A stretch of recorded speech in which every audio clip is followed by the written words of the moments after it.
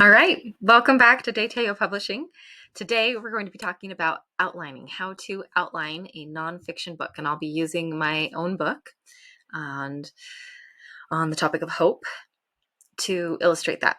So I am going to minimize my video, put me over in the corner, and for nonfiction, the very most important thing you need to do is define your thesis. This is that invisible string that's going to tie your whole book together. It's what every argument in your book hangs on, and you want to lead your reader back to that over and over and over again. So what is the overarching message of your book, right? Because when you start out, you're going to have a lot of ideas. And as we talked about in the video on the 5 phases of profitable publishing, you will probably have more than one book in you. And so as you go through that process of figuring out which idea am I going to build on, you've got to get it down to just one message, one overarching message for your book. And then you can build out arguments from there. But make sure that it's very clear. It's just like when you're writing a persuasive essay, you want to have that thesis statement. And you want to ask yourself, what do I want my reader to know? What do I want them to feel? And what do I want them to do because they've read my book, right? Call to action. Is there some type of action that they should take because they've read your book? Whether that's something that they actually do or just a new way of seeing themselves or the world around them or whatever it might be, the way they run their business. Then from there, you need to clarify your systems, especially if you're a business owner. The more clarity that you have about how your business runs and the processes that, your onboarding process with new clients or whatever it might be, if there's more structure to your business, there's more structure to your book. And this is one of the reasons why writing a book is so good for your business, because it forces you to really think things through and make them clear and make them work and have those processes in place. And so you'll find that as you write a book, your business will become stronger and better and more attractive to your customers and clients. And and then from there, you want to organize your ideas. And you can do this with, lists or mind mapping, any way that is helpful to you to organize your ideas, whether it's on like physically writing it out or getting on Whimsical or one of these other, mind mapping types of sites, or just outlining in Word, I have found is helpful. And just asking yourself, how do all these ideas fit together? How does it all go back to that overarching message? And you can practice grouping your ideas into different sections. I know for mine, the section on, or the chapter on faith, hope, and charity and how they all go together, I didn't know where to put it for a long time until my research helped me understand, oh, it fits into this section. And so it's a process sometimes of figuring out, well, where does each part fit? And so you can try different configurations. And then most importantly, figuring out, how does one idea tie into the other? If I'm going to end on this chapter, how does it lead into the next chapter? If I'm going to write about this idea, how does it connect with the next idea? And really weaving that invisible string through your book of like, here is the logical flow of ideas and how it all leads back to that one overarching message. And so that is something to keep in mind when you're brainstorming this. We haven't even got to the outlining part. So my preferred process, and again, this is my system. You might find that something else works for you. And I don't even follow this system like to a T every single time. And you'll see that as I show you kind of what I've done so far in my book. But this is a great framework for you to build your book on. So I like to start with a working title. I started out with defining hope. I got some feedback that sounded like an academic paper. And so I'm working on that title. But that did capture a lot of the concept that I wanted for my book of needing to define hope to even have it. You have to know what it is to be able to experience it in your life. And so I'll show you on mine, in fact. well, I'll go through the skeleton and then I'll show you my book skeleton. So you want a working title. And again, working means it's a work in progress. It's not this is what my title is going to be, but it helps you get that idea of your thesis, because your title you want to encapsulate your thesis in your title. And then your thesis, and we can talk more about your book thesis at some point in another video. And that might be something better for Patreon. So we do a lot of coaching on Patreon, and that includes helping you figure out your thesis and more details about what goes into a good book thesis. And then you're going to want to figure out your sections. For mine, it was really clear from my thesis that I had 3 sections in my book. Some people don't have any sections, and that's okay. Everybody's different. Every book is different. But I've had clients who've done just 2 sections and 4 sections, and I don't think you'd want to go beyond like 5. So you want to keep the sections of your book limited, but they do help you organize your ideas. And again, this is very specific to nonfiction. And then from there, figuring out your chapter names and what section each chapter goes into. And again, these are working chapter names. They're not going to be the final thing. I mean, they could be, but you are just getting the ideas in. This is the skeleton that you're building out. And then you want what I call an elevator pitch test. This is your 30 seconds. If you got in an elevator and somebody asked you, and somehow you got to the topic of your book, and you could give them this 30-second elevator speech about your book. And again, we'll talk about that more on Patreon, of how to build a good elevator pitch for your book. And this is just the same thing as a business concept, that you need to know how to pitch your business idea, whether it's a product or a business, a restaurant, whatever it might be. You need to be able to pitch to investors. And from an author standpoint, you need to be able to pitch to your readers to get them to read your book. And so at this point, once you've built your skeleton, it's a great time to say, oh, I am writing a book on this and this, this, and this, and encapsulate your book in this statement. So let me show you. Okay, so here is my skeleton. That my thesis is to magnify the power of hope in people's lives by helping them understand its meaning, purpose, and application. And so it was really easy to go from there of saying, okay, helping them understand its meaning, defining hope. We need to define what hope is. Then helping people understand the purpose of hope. There's my section 2. And then helping them apply hope into their lives. There's my section 3. How to define or how to apply the hope of Christ. And so from there, I then have my chapters.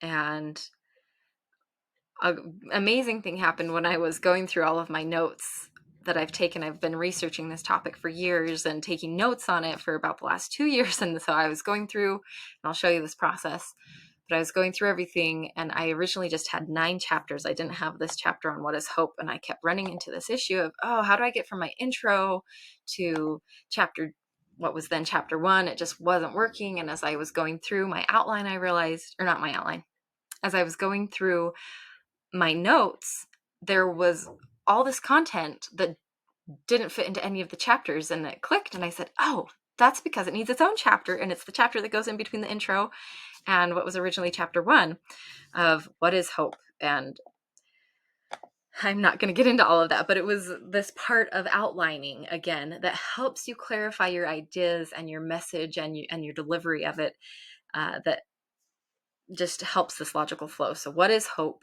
And then leading into the model, the hope model of outcomes, goals, promises in chapter 2, desire, willpower, and agency in chapter 3. And again, these are not the final book titles, but they are, to me, saying this is what this chapter is going to be about, and I'm going to name it at some point. And then chapter 4, pathways, way, power, and timing. Then jumping into section 2 on the purpose of hope. We're programmed for progress, understanding our spiritual DNA. Chapter 6, the role of hope in suffering, and the purpose of that. And then faith, hope, and charity, the purpose of hope, of like, who are we becoming? its role in helping us to become better people. And then the final section on applying the principles of hope, of talking first about where true hope comes from through I'm Christian, and so this book is going to be, focused on Christ, because he is the living hope. And then feeding hope, things that we can do to get more hope in our lives, and then applying hope. How do we apply hope to any situation? So not just increasing the hope in our lives, but when we come into situations where we need more hope, how do we apply that? How do we make it this living, breathing thing in our lives? And so that's just my skeleton. And from there, I would create my elevator pitch. Once you have your skeleton, then you want to go to your synopsis. These are your chapter synopses that you go in and you say, this is what this chapter is about. And that's basically what I just did as I was talking to you. I was just saying, this is what I'm going to talk about in this chapter. This is how it relates back to my thesis statement. And I can show you at some point the persuasive essay test. This is something that is available on Patreon as a resource of not only teaching you how to do it, but the actual instructions and document that you can download to do this. And then from there, you would do your chapter skeletons. And so this is where you would go in and do the same exact thing that I just showed you for the whole book, but doing it for each chapter of, this is the thesis, these are the headers. So rather than sections, you have headers, and then you have the section synopses of this is what I'm going to talk about in each section of the book. And you're going to go through that process over and over and over again for each chapter of just outlining it, getting the skeleton built out, and figuring out how all those ideas are going to flow, how it's going to tie back to the thesis of the chapter, and how it's all going to tie back to the thesis of the book. So you get it really clear over and over again, how it all leads back to that overarching message. And on Patreon, I have the link to the skeleton form that you can go and you can fill it out, and it'll spit out your skeleton for you. And same thing on the chapter skeletons. Those are both up on Patreon. And then what I wanted to show you here, and this is why I was saying I'm not exactly following my own system, is that I have 2 years of research notes that I needed to go through to get a better idea of my outline. And so I went back to these details. And again, I'm going to have to come back to this phase after I've finished all my chapter skeletons, so I will follow this system. But I needed to go through it all to understand how it was all going to fit together in my outline. So I'm going to show you. These are all of my notes that I literally just had a Google Doc on my phone. And every time I had an idea or read something or heard something or whatever it might be about hope, I would write it down in this document. And it's 15 pages of notes and notes and notes. And when I started out, it was all pretty organized, but it just got, over 2 years, it got really messy. So what I did, I made a copy of my outline because I like to keep my skeleton pretty clean until I start filling it in. And this is more of me organizing all of this craziness over here into those different ideas. And so I went through all of these things and pulled out the main ideas and said, okay, this is what I'm going to cover from all my notes in the introduction. This is what I'm going to cover in this chapter about, what is hope? All these things I pulled from my research. And so this is just tons and tons of information that is not organized almost at all. And this is for me to go back to when I do my skeleton to say, okay, what are the things that I wanted to talk about in each chapter? How do I organize that better? How do I, put in each detail? And I literally just went through things and either copied and pasted from this document into this document, or I would just write a summary of, when God's definition of progress is not your own. And then there's an article that talks about that. And so I didn't have to copy the whole thing into it. Or here's an idea that I had of, you were doing what you came here for. And so these are just notes to me of more stories that go along with that, or lessons learned, and why we all need to fail. Again, that's an article that I wrote years ago. And so these are just little reminders to me of things that I can put in.